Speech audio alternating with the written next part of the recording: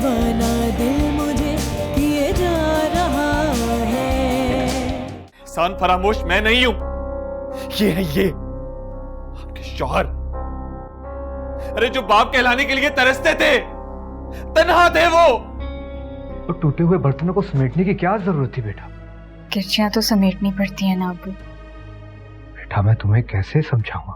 बाबा आप मामा को समझाएं, क्यों चाहती हैं वो आप ही रातों रात घर का काम सीख जाएं? मैं सोच रहा हूँ कि अब हमें दानियाल और राहिल की शादी कर देनी चाहिए। ओ वलीद, हमें राहिल और दानियाल की पसंद को भी देखना चाहिए। आप कोई अच्छी फैमिलीज देखें। अगर मैं आपको अंदर ना बुलाती ना तो अम्मी ने नाराज हो जाना था। वो असल में आप पे बहुत भरोसा करने लगी है ना। आप बेफिक्र हो जाएं, मैं उनके भरोसे को कभी टूटने नहीं दूंगा। वैसे एक बार घर सेल हो जाए तो आप तो हमें भूल ही जाएंगे। वैसी भी कोई बात नहीं। वैसे आपकी अम्मी बता रही थी कि आप लोगों का इस्लामाबाद में भी घर है, मेरा भी पिंडी में घर है। जी, आपके घर में कौन कौन रहता है? मेरे घर में मेरी वालदा है, मेरी एक बहन है, बस। ओह, आपकी तो बड़ी मुख्तसर सी फैमिली है। और आपकी वाइफ? मेरी अब तक शादी नहीं। ओह, वैसे क्यों नहीं हुई आपकी अब तक शादी? आपका तो माशाल्लाह से बहुत वेल एस्टैब्लिश्ड बिजनेस है। क्या कह सकता हूँ, अभी तक कोई पसंद ही नहीं आई। लेकिन अब सोच रहा हूँ कि कर लूँ। अच्छा, अब मैं आपके लिए जूस लाती हूँ। अब नहीं, इसकी कोई जरूरत नहीं, थैंक यू। खैर, अब अपने बारे में कुछ बताएं मुझे आप।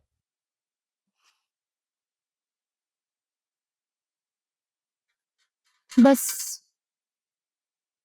जब से अब्बू का इंतकाल हुआ है, लोगों ने तो हमारे जीना ही हराम कर दिया है। और मैंने तो घर से बाहर ही निकलना छोड़ दिया। अम्मी ने भी पाबंदी लगा दी है मेरे पे, गेट से बाहर झांक कर भी नहीं देख सकती।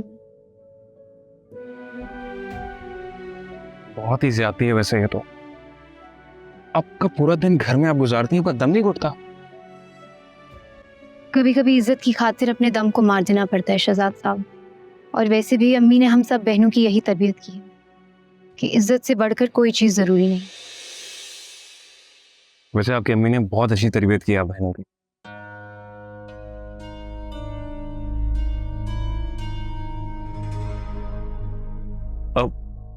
अस्सलाम वालेकुम आंटी।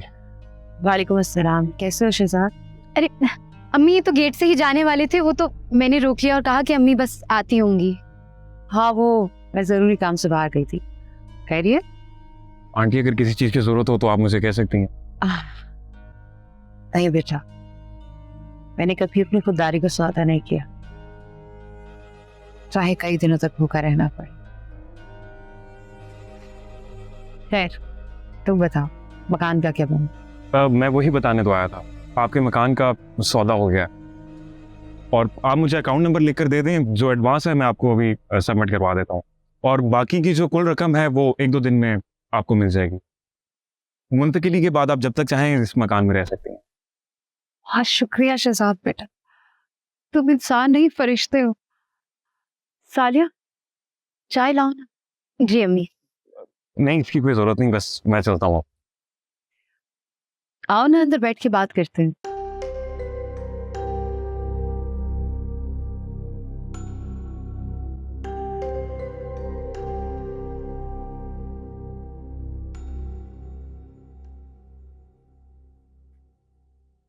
कब से आया बैठा? अरे अभी कुछ देर हुई है वैसे उसको आए हुए। लेकिन अम्मी, मान गई मैं आज आपको। आप तो इतनी कमाल की एक्टिंग करती है। वैसे कहाँ गई थी आप? वो जमाल साहब जिद कर रहे थे शॉपिंग कराने की।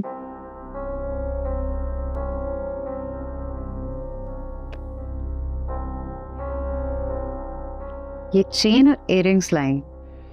अरे अम्मी, इतना खूबसूरत चेन है ये तो। आप ऐसा करें, ये वाली चेन आप मुझे दे दें, आपके पास पहले ही बहुत रखी हैं। रखी है तो क्या बांटते फिर हो? शहजाद क्या कह रहा था? बहुत बातें की हैं और वैसे बहुत मुतासिर भी हो गया है। अच्छा ठीक है, अगर वो कुछ कहता है तो हाँ कह दो। हाँ ठीक है, लेकिन अम्मी मैं शहर में नहीं रहना चाहती। वैसे भी अनवर का क्या भरोसा। उसकी तुम फिक्र ना करो, ऐसी खबर लूंगी कि नानी याद आ जाएगी। तुम चाय बनाओ और साथ शामी भी बना। ठीक है।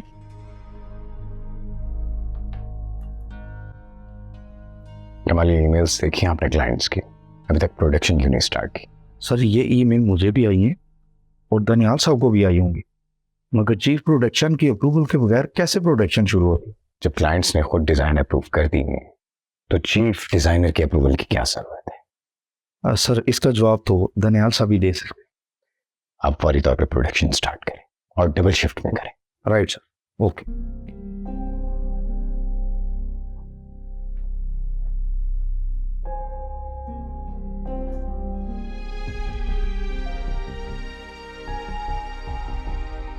थैंक यू दानियाल सर, आपने जोया की स्कूल वैन का बंदोबस्त कर दिया, बहुत इजी हो जाएगा मेरे लिए। मैं आपको कॉल बैक करती हूँ। आई थिंक फातिमा आई है, उसने आना था आज। ओके, खुदा हाफिज।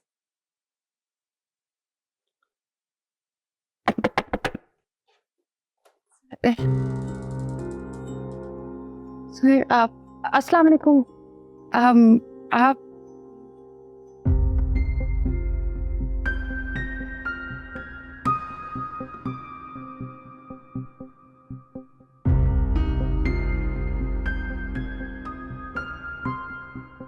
सर आप बैठेंगे?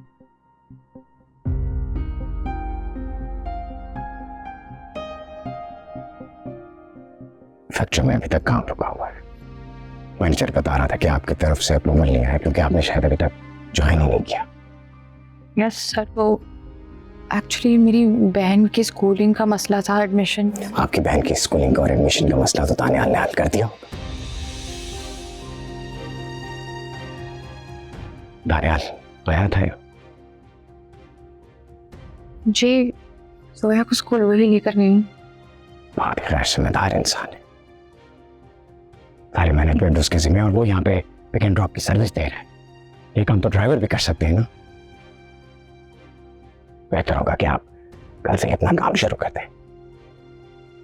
सर आप चाय कॉफी लेंगे? नहीं, मैं अपने एम्प्लॉयज का बहुत ख्याल रखता हूँ मगर ऑफिस के हद तक, और उनके जो घरेलू मामला होते हैं ना वो हमारा HR डिपार्टमेंट देखता है। और हाँ, वह यहाँ आया ना, ये बात दानियाल को बताने की जरूरत नहीं।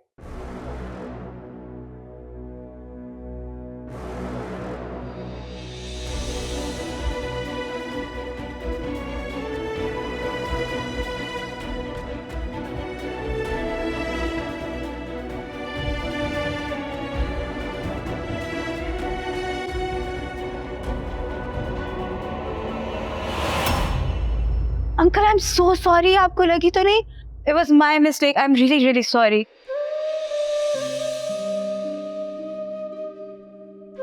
नहीं बैठा नहीं, आप ठीक हो? आपको तो नहीं लगी? जी अंकल, मैं बिल्कुल ठीक हूँ, थैंक यू फॉर आस्किंग। मुझे कुछ नहीं हुआ। ये आपके हाथ में क्या हुआ? आप ठीक है ना? जी अंकल, बस चोट है, मैं ठीक हूँ। आप क्यों इतनी फिक्र कर रहे हैं?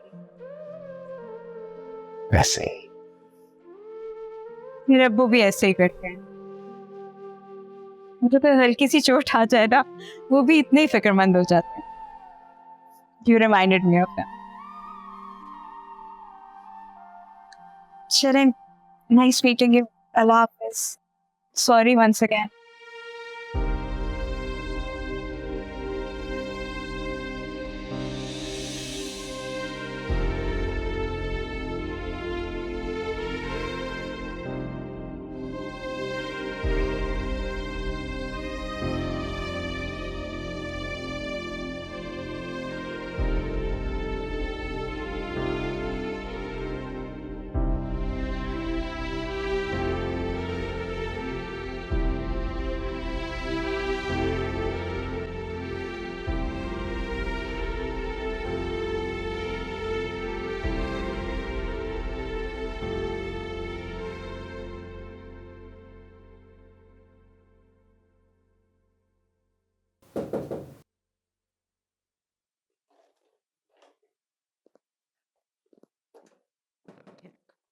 हानिया, अरे तुम रो रही हो? क्या हुआ है? तुम्हारे हाथ में चोट लगी थी ना? टॉपिक ना चेंज करो। अच्छा बताओ क्या हुआ है? मेरे बॉस आए थे यहाँ। उन्होंने मुझे ऐसी बातें की हैं कि मुझे महसूस हो कि वो मुझ पे शक करते हैं, मेरे किरदार पे शक करते हैं। मुझे खबरदार करके गए हैं कि मैं अपनी हैसियत याद रखूं, औकात में रहूं। इतनी बड़ी कंपनी के ओनर अपने एम्प्लॉयज के घरों में जाके उनको खबरदार करते फिर रहे हैं। वो बाप की हैसियत से आए थे, जैसे दानियाल की हमदर्दी के पीछे कोई और जज्बा हो। दानियाल के फादर इतनी नैरो माइंडेड है। दानियाल के फादर कितने क्लोज्ड माइंडेड हैं। जब ये आलिया और राहील का मिलना उन्हें पसंद नहीं। छोड़ो इन बातों को, हमने फ्लैट देखने जाना था ना, आ चलते हैं। अगर मेरी मजबूरी आड़े ना आती तो मैं अभी रिजाइन कर देती। ऐसी बातें मत सोचो, इनसे तुम अपना ही नुकसान कर बैठोगे। उसके फादर मुझे लगता है शकी मजाज के हैं। उनका क्या हक बनता है कि मुझ पे शक करें? देखो छोड़ दो इन बातों को, अब इनको छोड़ दो उनके हाल पे। तुम रेडी हो जाओ जाके, हम तो फ्लैट देखने जा रहे थे ना। चलो उठो, चलो उठो, मैं आती।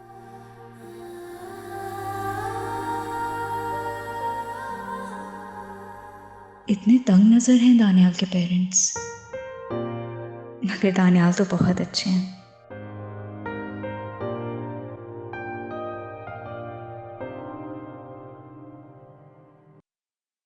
आपकी कहानी सुनकर बहुत दुख हुआ, बहुत दुख झेले हैं आपने। हाँ, तो किस बात का है कि वैद की आखिरी निशानी भी आज बेचना पड़ रही है। कितने प्यार से बनाया था जैद ने ये घर, मेरे नाम। जिंदगी हर कदम में एक नया रूप बदलती है। फिर इतनी कम उम्र में बेवकी का दुख और साथ साथ 3 बेटियां। बस अब एक ही तमन्ना है, किसी तरह से बेटियों की शादियां कर दो। 2 तो अभी छोटी है, लेकिन साले की शादी की उम्र हो गई। सारी मेरे साथ हालात की चक्की में बहुत पिसी है।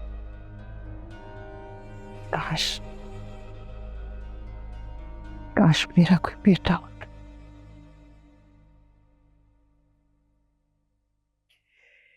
तो आज ये हालात नहीं देखने पड़ते।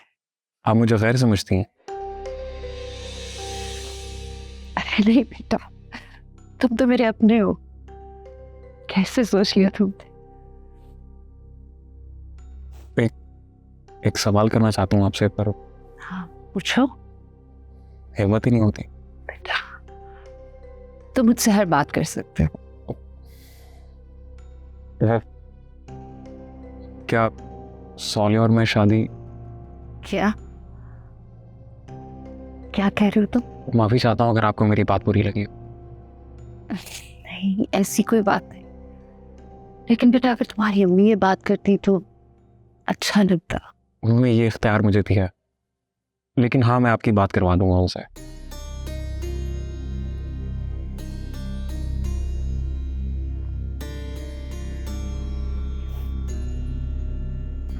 ठीक है बेटा, लेकिन हम लोग इस्लामाबाद शिफ्ट हो रहे हैं। अब अगर वहां जाकर तुम्हारी अम्मी से मुलाकात हो जाए तो हम तो इसे अपनी खुशनसीबी समझेंगे। तुमने इतनी इज्जत और एहतराम से मेरे दिल का बोझ हल्का कर दिया, तो बहुत खुश हूं। लेकिन प्लीज आप रोएं तो मत। मैं रो थोड़ी रही हूं, ये तो खुशी के आंसू है। जब मैं कयामत के दिन ज़ैद के पास जाऊंगी ना, उससे सबसे पहले ये खुशखबरी सुनाऊंगी कि तुम्हारी सबसे सबसे ज्यादा चाहिए थी बेटी सानिया, सबसे ज्यादा खुश है।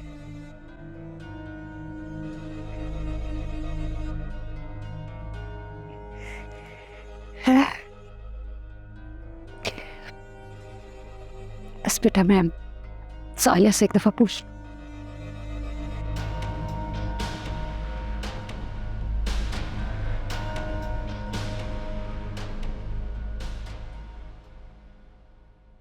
अम्मी, आपसे एक बात पूछूं?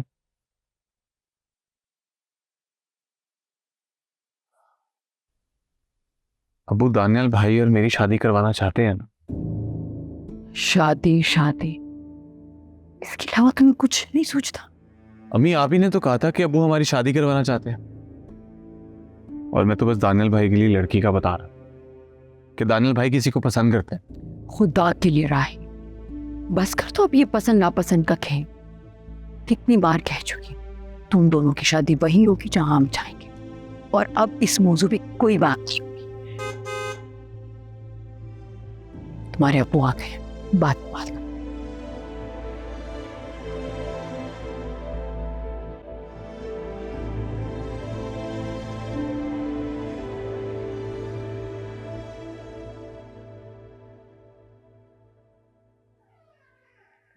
वलीद,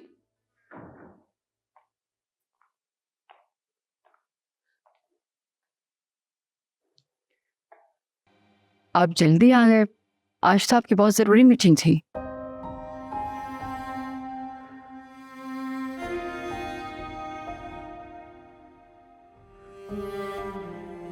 आज मैंने एक लड़की को देखा, मुझे यूं लगा जैसे मेरे सामने मेरी फातिमा आ गई। मुझे यकीन है कि फातिमा जहां भी होगी बिल्कुल वैसी होगी। क्या हो गया आपको वलीद? कभी किसी लड़की की सूरत आपको सायरा जैसी लगती है, और कभी किसी लड़की की सूरत फातिमा जैसी। शायद इसलिए क्योंकि दोनों ही मेरे दिल में रहती, एक हसरत बनकर, एक पछतावा। आपके दिल में मेरे लिए कोई जगह है?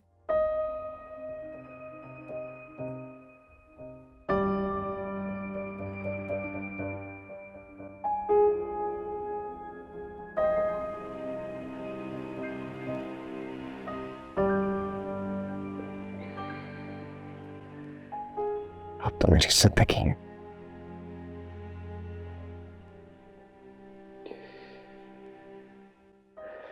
और साहिरा मेरी जिंदगी की सबसे बड़ी सायरा आपकी जिंदगी का सबसे बड़ा पछतावा है, भूल है। मान लेती हूं, लेकिन वलीद, सायरा कभी आपकी मोहब्बत भी तो थी। और सियाने कहते हैं पहली मोहब्बत कभी दिल से नहीं जाती।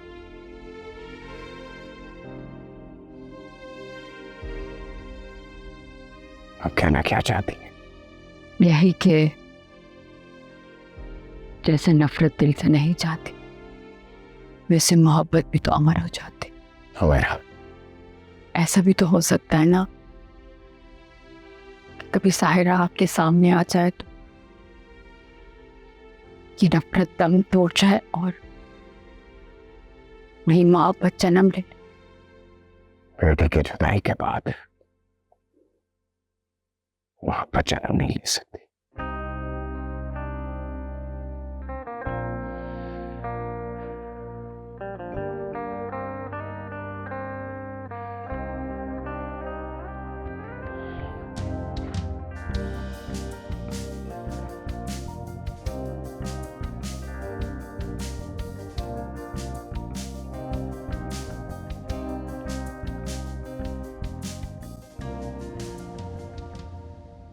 हाँ, बस मैं निकल रहा हूँ, मैक्सिमम 10 मिनट में पहुंच जाऊंगा। Okay okay.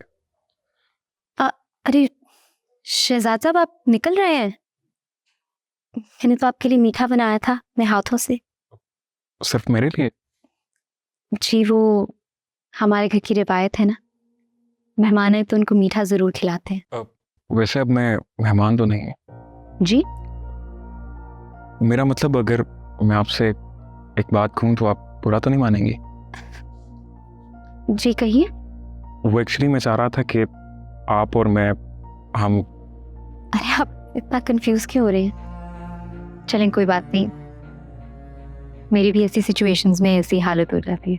अब वो सोलिया, मैंने आपकी वालदा से आपको मांग लिया। मुझे मांग लिया? मतलब? क्या आप मेरी हमसफर बनना पसंद करेंगी जिंदगी के सफर में, उम्र भर के लिए? मैं आपसे शादी करना चाहता हूँ। अरे शहजाद साहब, मैं एक मशरकी लड़की हूँ, आपको इस तरह की बात मेरी अम्मी से करनी चाहिए, फिर जो भी उनकी मर्जी हो मुझे वो मंजूर होगा। ठीक है, चले मैं चलता हूँ। अरे मीठा? अब तो शाम को आऊँगा तभी मुँह मीठा करके जाऊँगा।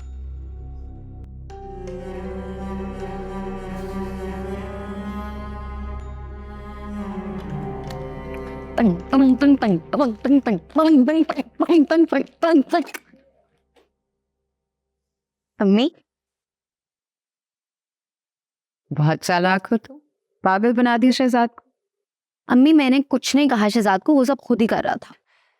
रिश्ता मांगा है तुम्हारा मेरी तवक्को के ऐन मुताबिक। तो आपने क्या कहा आगे से? मैंने कहा अपनी अम्मी को भेजे। उसकी ना अम्मी पिंडी में रहती हैं और मुझे हर वक्त धड़का लगा रहता है कि अनवर कहीं पुलिस को घर ही ना दिखा दे। अम्मी आप ना ये सब रस्मों रिवाजों को छोड़े, आप बस ना शहजाद को हाँ कर दें। अरे हाँ तो मैं कर ही दूंगी, लेकिन तुम्हारी सिक्योरिटी भी तो देखनी है, कुछ तो तुम्हारे नाम लगवाऊंगी। अम्मी सिक्योरिटी के चक्करों में ना मैंने बेनाम हो जाना है, मैं बस ये शहर छोड़ के जाना चाहती हूँ। अच्छा सब्र तो करो, देखती हूँ मैं। जाओ मेरे लिए चाय लेके आओ। लेकर आई।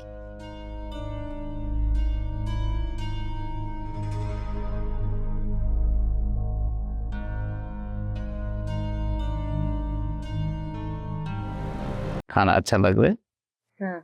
बहुत अच्छा। दानियाल भाई, हानि आपके ऑफिस नहीं है क्या? हाँ जी, ऑफिस गई, आती होंगी थोड़ी देर में। ठीक है। और बताओ, आपका स्कूल कैसा जा रहा है? बहुत अच्छा फ्लैट मिला है। अस्सलाम वालेकुम। वालेकुम अस्सलाम। आप? हाँ वो मैंने सोचा कि जोया को पिक करके ड्रॉप कर दूँ स्कूल से। आपने तो स्कूल की वैन का बंदोबस्त कर दिया था, तो फिर आपने क्यों पिक किया जोया को? इंशाल्लाह वैन जो है वो कल से शुरू होगी। प्लीज दानियाल सर, ये सर्विस आपको भी और मुझे भी दोनों को शर्मिंदा कर देगी। आई मीन सही कह रही है हानिया, आपको कोई ज़रूरत तो नहीं थी ड्रॉप करने की उसे। Plus it's below your status, कोई भी कर सकता था। इंसानियत का कोई स्टेटस नहीं होता फातिमा, और मुझे इन बातों से कोई फर्क नहीं पड़ता। तो आप मुझ पर तरस खा रहे हैं इंसानियत दिखा के? मेरा ख्याल है आपको कोई गलतफहमी हुई।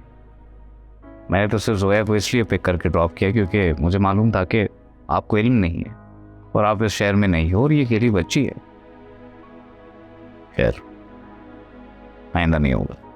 चले, मेरा काम है, मुझे जाना होगा। दानियाल अब रुक जाओ थोड़ी देर। So okay, I have to be somewhere.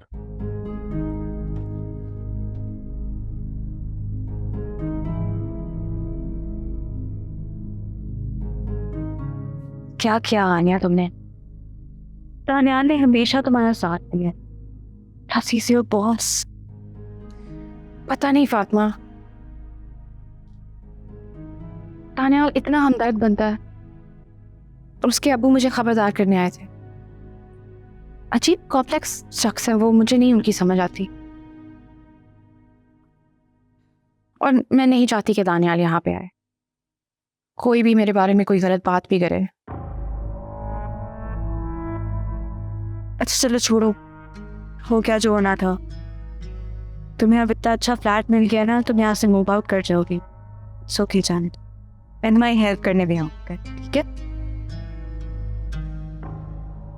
छोड़ो, बैठो, तुम भी बैठो।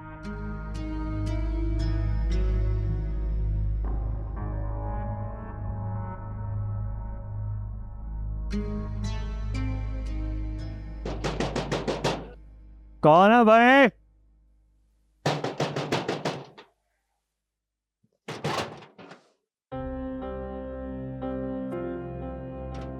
कौन हो?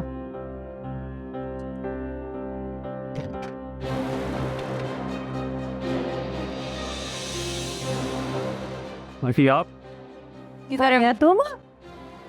सालिया कहाँ है? मुझे क्या पता आपकी बेटी कहाँ है? बताओ, किधर है मेरी बेटी?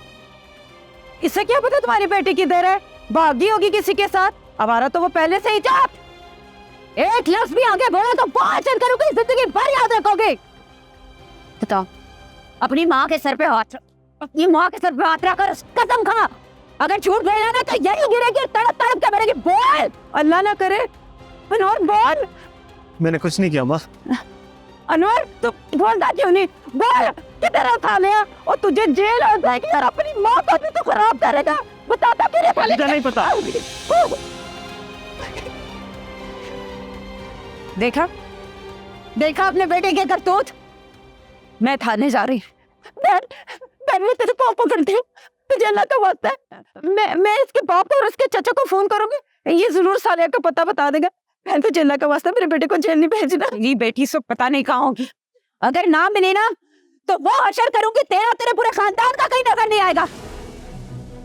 अनवर, अल्लाह जी किसी की आई मेरे ऊपर है। अनवर तूने मुझे कहकर नहीं छोड़ा। अनवर ठीक है बेटा, ठीक है, मैं भेज देता हूँ। मेरी बेटी तो बहुत हमदर्द है। चलो फोन रखता हूँ। अल्लाह हाफ़िज़। अच्छा शरीफा। जी साहब जी। अब एक काम कीजिए, आप राफी के साथ चले जाए। जी ठीक है। हानिया अकेली है, उसकी छोटी बहन का ख्याल रखिए जब तक कोई बंदोबस्त नहीं। जी ठीक है साहब जी, बस मैं ये समेट लूँ, बस मैं जाती हूँ। अपना जरूरी सामान ले आइए, मैं राफी को बुलाता। जी ठीक है।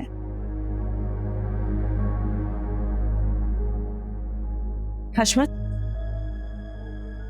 ये क्या कर रहे हैं आप? शरीफा चली गई तो घर को कौन देखेगा? कुछ दिनों के लिए तुम कर लो।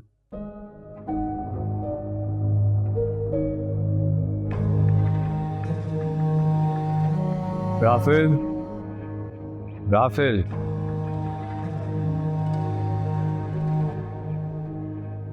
लो भाई, तुम्हारा मसला हो गया हल। शरीफा आ रही है, भेज रहे हैं अबू से, जोया का ख्याल रखेगी अबू। और तुम कल से जॉब शुरू करो। पता नहीं फातिमा, मेरा दिल नहीं मानता। बॉस घर आ गए तो पता नहीं क्या सोचेंगे। देखो वो क्या सोचेंगे क्या नहीं सोचेंगे, तुम्हें इससे क्या। चुप करके अपने काम करो। तुम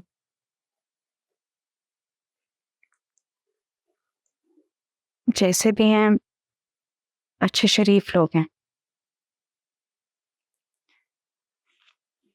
तुम बस अपनी जॉब करो। अब घर से निकली हो तो अपनी लाइफ के बारे में सोचो, जोया के बारे में सोचो। ये सब अम्मी की वजह से हो रहा है। उन्होंने कभी खुददारी और अपनी ईगो का ख्याल ही नहीं रखा। हमेशा शॉर्टकट मारने की कोशिश की है। ये नहीं सोचा कि सेल्फ रिस्पेक्ट के बगैर जिंदगी कितनी मुश्किल होती है। उसी वजह से मेरी सेल्फ रिस्पेक्ट हर्ट होती है। पता नहीं तानियाल के अबू क्या सोच के आए थे मेरे पास। जो हो गया जाने दो उसे, भूल जाओ। आगे के बारे में सोचो।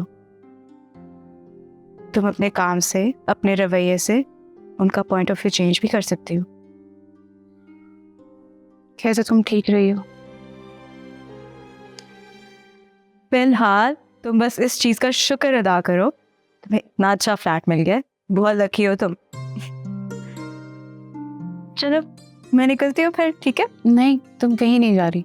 तुम्हारे लिए कॉफी बना के लानी। क्या जरूरत है हानिया?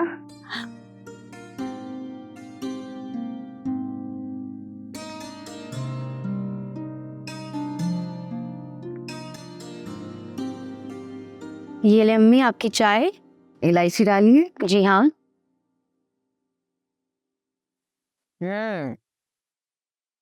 अब ना तुम अनवर का ख्याल दिल से निकाल दो, कोई जरूरत नहीं उससे डरने की।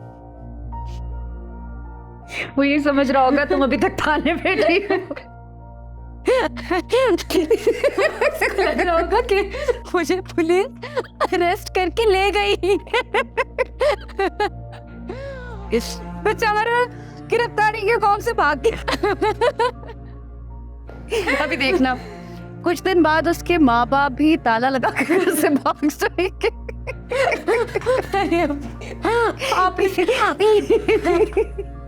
तुमने घर से नहीं निकलना। आपने भी कमाल ही कर दिया। मेरी तो उस वक्त जान निकल रही थी। ऐसे छितरौल की मैंने, ऐसे छितरौल की जैसे थानों में होती है। और उसकी माँ जो उस दिन मौला जाटा ऐसे पैरों में आया। बहुत अच्छा किया आपने, बहुत अच्छा किया। अच्छा सुनो, शहजाद आने वाला, तुम तैयार हो जाओ। ठीक है, मैं तैयार होती हूँ। मैं चाय पी लूँ। हाय या अल्लाह।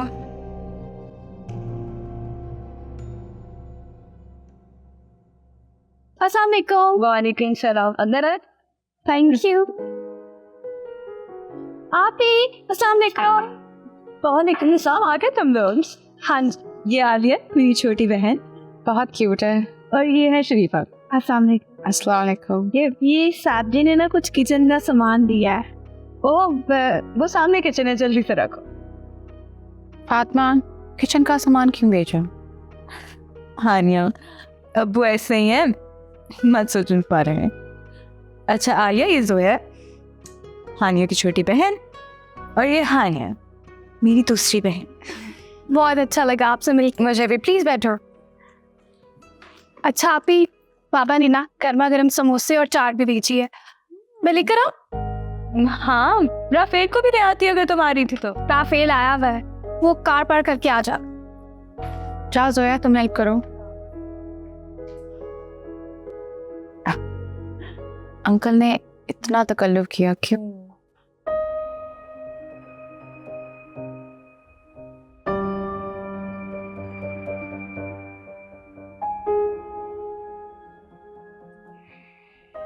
कहाँ चली गई मेरी फाइल? हुमैरा, हुमैरा।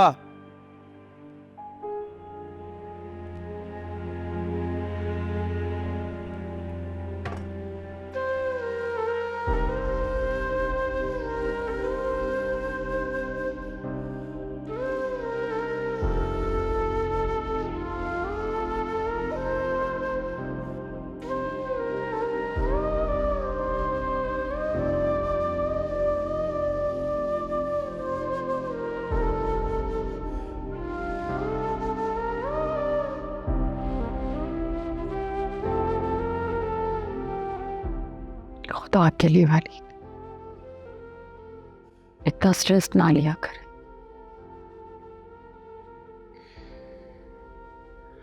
मैं आज भी फातिमा की खुशबू को उसी तरह महसूस करता हूँ जैसे इतने सालों पहले। मैंने और साला ने बड़े प्यार से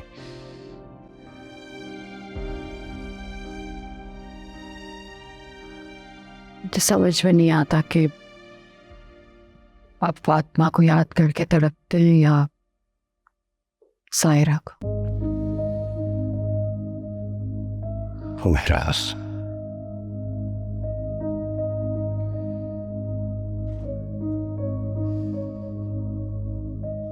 ठीक कह रही हूँ वलीद, मैंने आपकी खिदमत में क्या कसूर छोड़ा है जो आज भी आपके होंठों पे सिर्फ सायरा का नाम। मैं क्या करूं?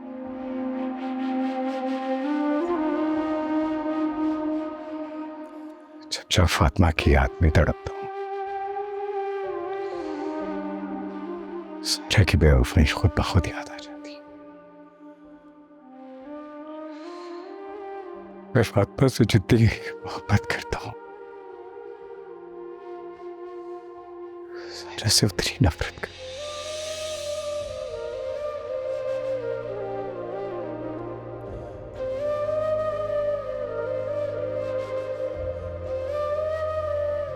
आप सायरा से नफरत नहीं करते। अगर उससे नफरत करते तो आपके होंठों पे कभी उसका नाम नहीं आता। एक्चुअली आप उससे नफरत कर ही नहीं सकते। अच्छा बताएं, आपने मुझे क्यों बुलाया? कुछ नहीं।